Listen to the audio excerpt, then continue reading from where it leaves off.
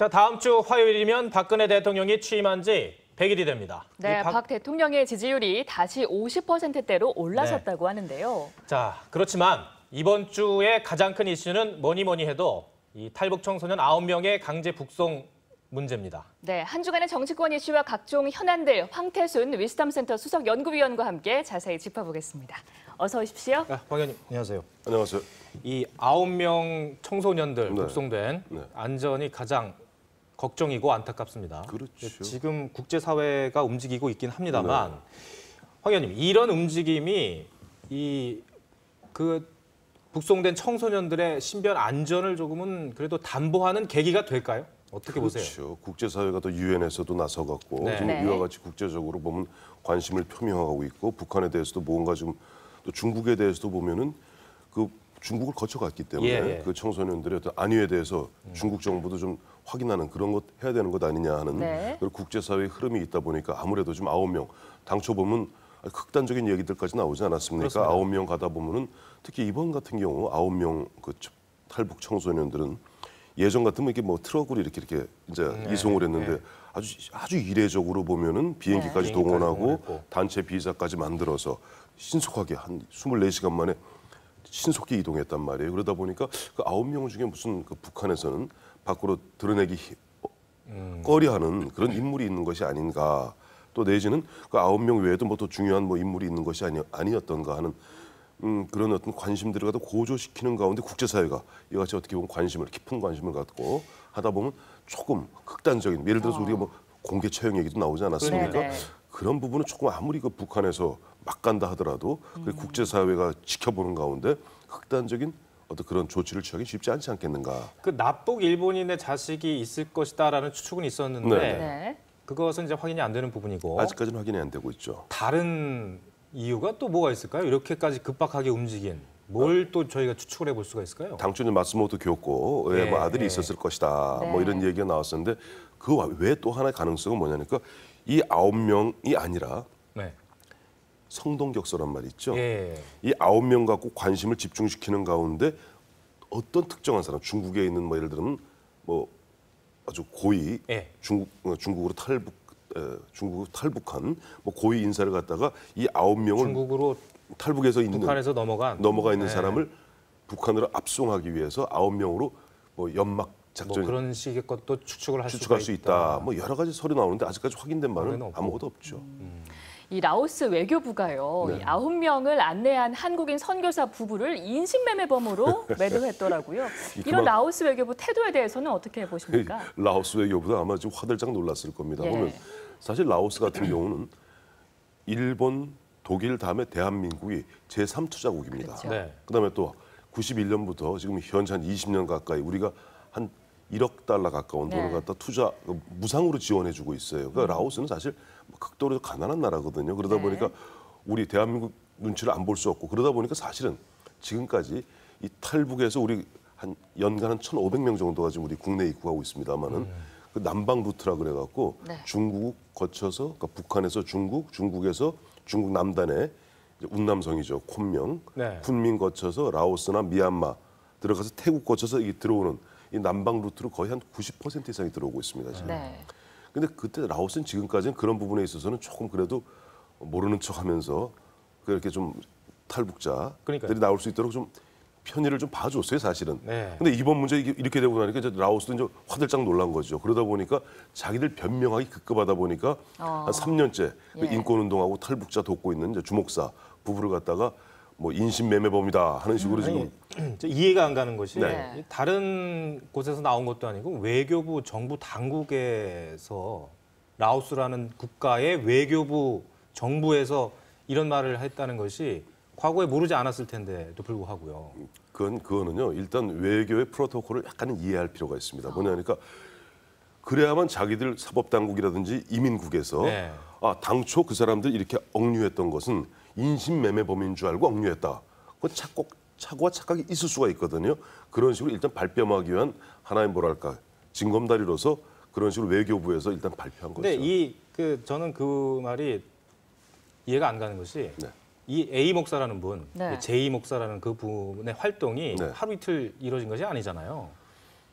라오스 외교부에서 모를 쓸 리가 없고 뻔히 드러날 일을 그렇게 했다는 게 저는 그 부분에서 좀 화가 난다는 거예요. 화내실 필요 없고요.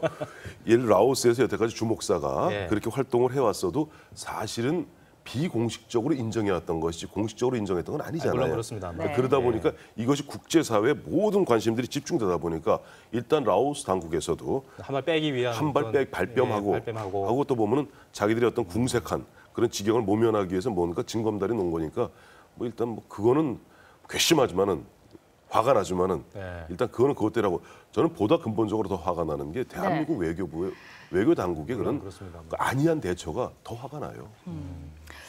우리 라오스가요. 네.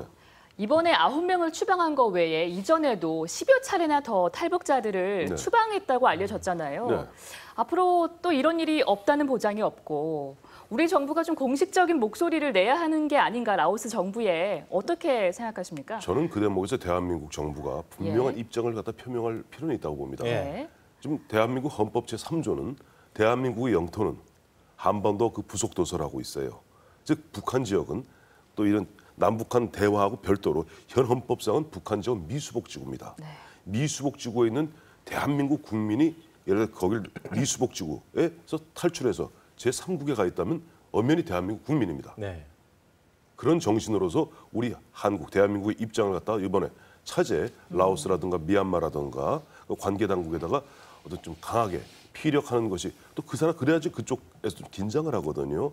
안 그래도 아까 조금 전에 앵커께서 말씀하신 대로 한 10여 차례 추방 사실은 라오스 같은 경우는 이제 한국과 북한하고 동시에 수교하고 있기 때문에 네. 또 그쪽 입장에서는 사실 그쪽 입장대로도 죽을 지경일 거예요. 그러니까 일단 그렇게 들어오면은 뭐 드러나지 않으면 자연스럽게 라오스에서 태국 국경으로 슬쩍 넘어가서 태국은 아시다시피 친미 또 우리하고 아주 가까운 나라니까 그리고 오기 쉬운데 만약 그런 것이 드러나고 만약 북한에 또 대사관 쪽에서 신경을 쓰고 하게 됐을 경우는 추방 형태로 일단 자기들은 논란에서 빠진다는 거죠. 그런데 어쨌든 아무리 어떠한 경우라도 제가 거듭 말씀드리지만은 네. 대한민국 헌법 정신에 의거해서 어쨌든 북한에 있는 주민도 미수복 지구에 있는 대한민국 국민입니다. 예.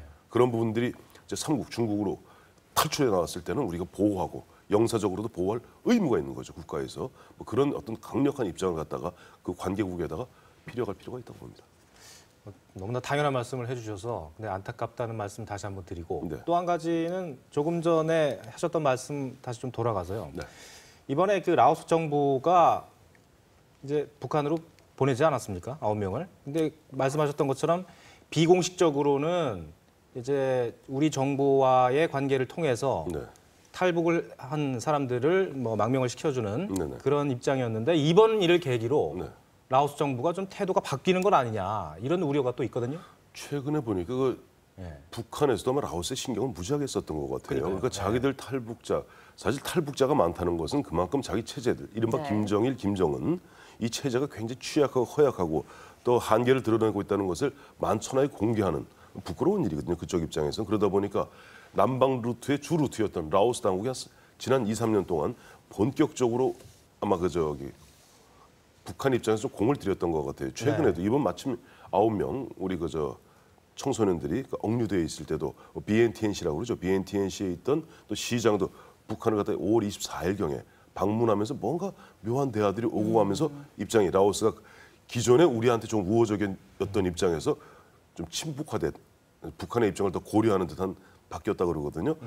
앞으로 이런 경향이 또 바뀔 수가 있는데 근데 이번 경우는 어떻게 보면 저는 그 9명 북한으로 끌려간 9명 청소년들 정말 걱정되고 정말 화가 나고 뭐 이러는데 문제는 그 9명 때문에 전 세계가 국제사회가 이 탈북자 문제에 대해서 보다 많은 신경을 쓰게 됐고 네. 사실 보면 우리가 늘 보면 유엔 미국이라든지 유엔에서도 보면은 북한 인권법 아니 북한 인권 개선에 대한 뭐 결의안 채택하고 그러지 않습니까? 그런 부분에서 본격적으로 북한 문제에 대해서 관심을 쓰게 됐고 그런 가운데 아까 말씀하셨던 같이 라오스가 갑자기 또 태도를 돌변해서 북한에 밀착하기에는 쉽지 않은 분위기일 것이다라고 보고 있습니다. 알겠습니다. 이제 요 북송 문제는 저희가 요 정도만 하고요. 네. 여러 가지 현안들이 있으니까 우리 황 의원님 전문 분야, 정치 분야로 다시 네. 넘어가도록 하겠습니다. 먼저 하나 질문 드릴게요. 이제 박근혜 대통령 네. 100일 즈음입니다. 그렇죠. 다음 주 6월 4일이 100일입니다. 그렇죠. 네. 어떻게 보세요? 어떻게 평가하세요? 6월 4일 지난 100일 동안 박근혜 대통령도 어제 보니까 그 기자단 녹지원에서 이제 기자 예, 예. 청와대 출입 기자단 얘기하면서도 오찬 간담회했죠. 네.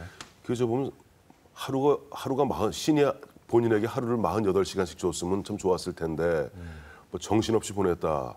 사실 국민들이 보기에도 정신없는 100일이었어요. 정부 출범하자마자 사실 보면은 그 여러 가지 인사 잡음 때문에 국민들이 눈살을 찌푸렸던 것도 있었고 예. 또 정부조직법 개정안 통과하면서 여당과 야당 또 청와대와 야당이 맞붙어서 대통령이 직접 대국민 담화를 통해서 더 이상 물러설 수 없다 하는 어떤 그런 좀 어떻게 국민들 입장에서 언짢은 분위기도 있었고 네. 또 그 와중에도 보면은 북한 위기, 북한발 위기 있었는데 또 북한발 위기에 대해서는 박근혜 대통령이 원칙과 어떤 단호한 그런 입장을 표명함으로써 굉장히 또 국민들로부터 신임과 신뢰를 얻는 네. 뭐 그런 계기도 되었고 또 첫 있었던 한미 정상회담에서 보면은 뭐 상하원 합동 연설에서도 그렇고 또 보면 문화 사절로서 보면 예쁜 한복 같고 네. 우리 국격을 높이는데 큰 기여를 했습니다. 많은 또 큰 기여를 그런 부분에서는 했었는데 했는데 네. 또 윤창중 전 대변인 또 사건으로 또 혼란스러웠던 그야말로 박근혜 대통령 100일은 초기에 저는 이렇게 표현하고 싶어요. 우리 뭐 대통령 입장에서는 다 이제 베스트 오브 베스트를 뽑아서 이제 정부를 구성하고 시운전을 갖다 벌인 거 아닙니까? 그 100일 동안 보면 잡음도 나고 덜그럭거리기도 하고 하는데 그 100일 동안 덜그럭거리는 걸 점검하고 이제는 한번 튜닝할 우리 조율하고 보면 좀 비정상적인 부분들 뜯어 맞추고 네. 좀 과한 부분을 줄이고 막 이런 또 튜닝하는 그런 어떤 100일 맞이가 되었으면 하는 생각이 듭니다. 평가가 엇갈리긴 합니다만 아무래도 이제 뭐 민주당의 입장에서는 이렇게 정리하더라고요. 윤창중 100일이다 말씀하셨던 것처럼 그 여파가 상당히 컸던 것 같아요. 네. 그 윤창중이 그 고춧가루를 뿌리는 그런 식이 됐다고나 할까? 네. 그런 것 같아요. 저는 박근혜 대통령 100일을 갖다가 세 마디로 표현하라 그러면 네. 원칙과 약속과 만기칠람이라고 표현하고 싶습니다. 원칙이라는 것은 대북 문제에 있어서 그야말로 원칙적인 그런 어떤 입장을 갖다 견지함으로써 초기에 자칫 잘못하면 북한한테 멱살 잡힐 수 있었거든요. 예. 그런 부분에서는 단호한. 그러면서 우리 원칙적 국민들 신뢰도 확보할 수 있었고 또 약속이란 부분은 바로 어저께죠. 어저께 보면 뭐 공약 가계부 이제 정부에서 확정하지 않았습니까? 대선 후보 시절부터 한 135억 정도 보면 135조 정도 만들어서 5년 동안 본격적으로 뭐 행복한 국가, 국민들이 행복한 국가 만들겠다. 이 복지 관련 얘기했는데 그걸 어쨌든 간에 공약 가계부 만드는 약속을 지켰다. 근데 이제 보면 만기칠람이라는 것은 요즘 박근혜 대통령의 말이 점점 많아져요. 네. 처음에는 보면 기억하시겠습니다만 인수위 시절에는 그 중소기업 그 어떤 문제를 얘기하면서 손톱 밑에 박힌 가시를 뽑아줘야 된다. 굉장히 원론적인, 약간 추상적인 원론적인 이야기함으로써 아래 각 부처에서 알아서 각자 가시가 뭘까? 그래서 그게 바로 창조예요. 예. 창조라는 것은 모든 걸 다 가르쳐주면 창조가 안 됩니다. 큰 원칙, 방향을 제시하는 순간 각 부처가 그 당시 박근혜 당선인, 박근혜 대통령이 말씀하시는 가시가 뭐지? 서로 각 부처에서 실제 뭐가 국민들에게 가시인지 찾는다고 애를 썼어요. 근데 예. 최근에 와서는 대통령이 주변에서 잘 안 하니까 말씀하시는 걸 아주 구체적으로 이야기하고 보면 한 번 수석 비서관에 의하면 한 원고지 200자 원고지 한 60매 정도 계속 말씀하시고 그러면 장관이나 수석들은 받아쓰기 바쁜 그런 모습들은 결국 보면은 그 밑에 참모들이나 장관들이 제대로 보면은 그저 상명하달만 하는 뭐 이런 어떤 모습으로서 조금 효율성을 갖다 떨어뜨릴 가능성이 있지 않은가 걱정스러운 측면도 있습니다. 그리고 네. 안철수 의원 이야기도 조금 나눠봐야 될 것 같습니다. 네. 본격적인 독자 세력화에 나서고 있는 것 같은데 이번에 그 토크 콘서트를 또 열었습니다. 이른바 그 토크를 이용한 콘서트를 이용한 근데 이런 그렇죠. 행보를 보이고 있는데 사실 안철수 의원이 보면 이제 안철수 바람이 일으켰던 재작년 네. 그 전에는 뭐 일종 힐링 그 당시 힐링 바람이 불지 않았습니까? 그러면서 청춘들과 이제 콘서트하고 청춘 콘서트 하면서 인기를 끌었던 건 사실이지만 그것은 교수로서 어떻게 보면 사회 멘토로서는 그런 어떤 행보가 맞습니다. 하지만은 예. 이제 이분은 이미 정치인이 제도권 내 정치인이 됐고 2017년 대선을 바라보는 정치인입니다. 정치인이라면 그런 콘서트 형태의 모습은 자칫 진부하다는 느낌을 줄 수 있고 특히 보면 그 콘서트 형태라는 것이 결국은 보면은 의정보고회거든요. 근데 의정보고회인데 의정보고회를 갖다가 자기 지역구에서 안 하고 옆 지역구에서 하겠다 그러다가 인호군 의원하고 부닥치지 않았어요. 노원갑에. 네. 그런 모습들은 사실 청춘 콘서트 식의 힐링하는 콘서트 형태보다는 전 본인이 이야기한 대로 문제 해결을 갖다 할 수 있는 정치를 갖다가 직접 실천한다면 보다 보면은 구체적인 그런 어떤 정책 대안들을 내는 그런 노력들이 필요하겠죠. 알겠습니다. 자, 지금까지 황태순 위즈덤 센터 연구위원과 수석 연구위원과 얘기 나눠봤습니다. 말씀 고맙습니다. 고맙습니다.